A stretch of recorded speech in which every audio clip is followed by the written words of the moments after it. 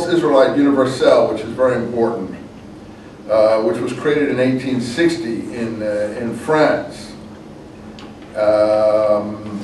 and was owing to his prodding that they established an agricultural school in Jaffa in 1870. That's why I'm taking him first.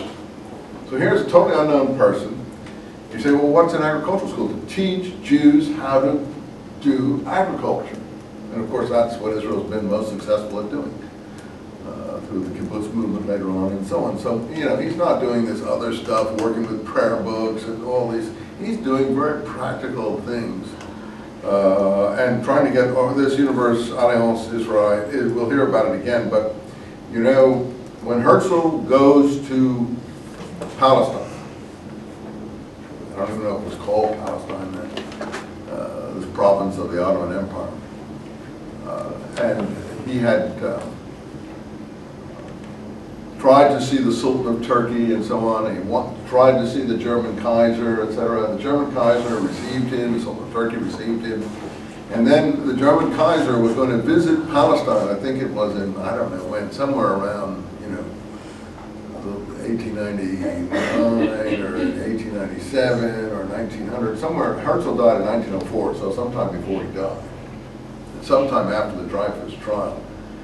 When the German Kaiser landed in Palestine and went up to Jerusalem, if you want to call it that, for a pilgrimage or a visit or whatever he was doing there, maybe he was also fostering German, you know, influence in the Ottoman world, because you know the Germans were very strong in the Ottoman Empire by this time. They were building railroads for the Ottomans.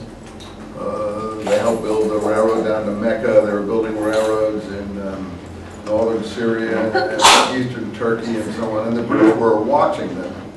I don't know if you've ever heard of the famous romantic character, Lawrence of Arabia.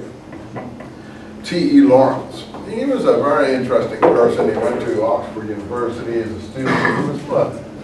He was from a illegitimate background of a British aristocratic person who had had relations with his housekeeper.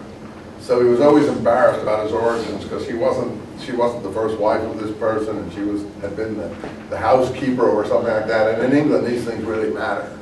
Class is very important. And so he was always embarrassed about his origins, why he kept trying to change his name. But he had, you know, British aristocratic background, but on his mother's side, this huge embarrassment of not being married and also, you know, not being, you know, of a proper social standing and so on.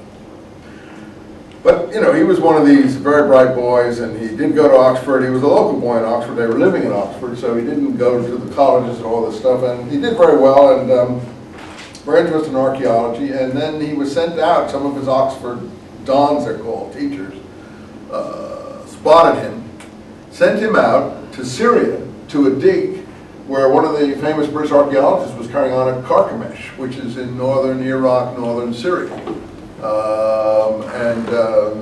So he was out there for 5 or 6 years helping, you know, working with the Arab work gangs. This would be around, you know, 1907, 1908, 1909, and so on and so forth, perfecting his Arabic, and being involved with local Arabs. They say that there was some homosexuality there, and that may have been part of his involvement with the local things. It's a huge romantic story I won't bore you with, but there's been a movie which is totally romanticized and inaccurate, but it gives you some of the outlines of his career, but not this part of his career.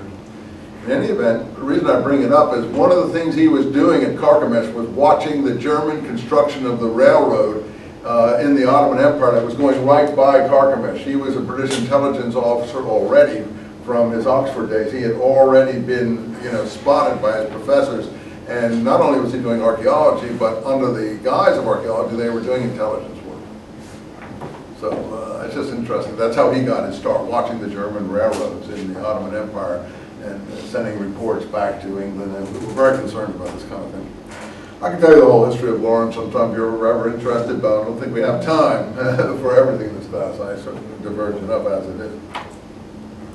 So anyway, Herzl met the German Kaiser on his visit to the Holy Land, I think this was all part of the same configuration of things that were going on, the German influence in the Ottoman Empire. And then when the First World War came, you know, the Ottomans came in on the side of the Germans, much to their chagrin. And, you know,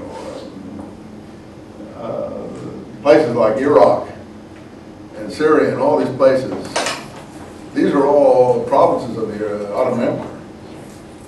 There was no Iraq, there was no Syria, there was no Palestine, there was no Lebanon. These are just what are called sanjaks, provinces. And Iraq wasn't even a whole country. It was 3 different provinces, the way it should have been today.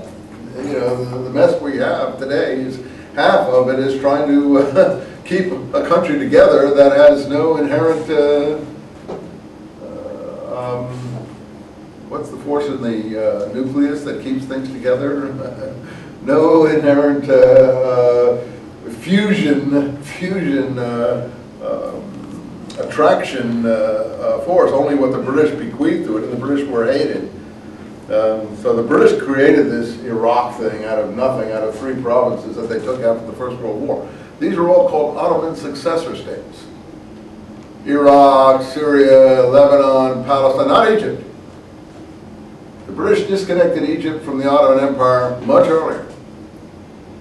When the Suez Canal was being built with French-British money, Disraeli, the British Jewish prime minister who had converted to Christianity in order to climb the greasy pole as its father converted him, and was Queen Victoria's favorite prime minister, he was a novelist too, like Herzl. He wrote novels before that, before he became prime minister, and he wrote novels about going to the East and romantic novels about, you know, Palestine and different things like that. So when the opportunity came to buy the shares of the Suez Company, he bought them all up. So that's how England got control of the Suez Canal, because the French company went bankrupt. And Disraeli was prime minister who had this interest in the East, and he bought them all up in the 1870s, I think it was.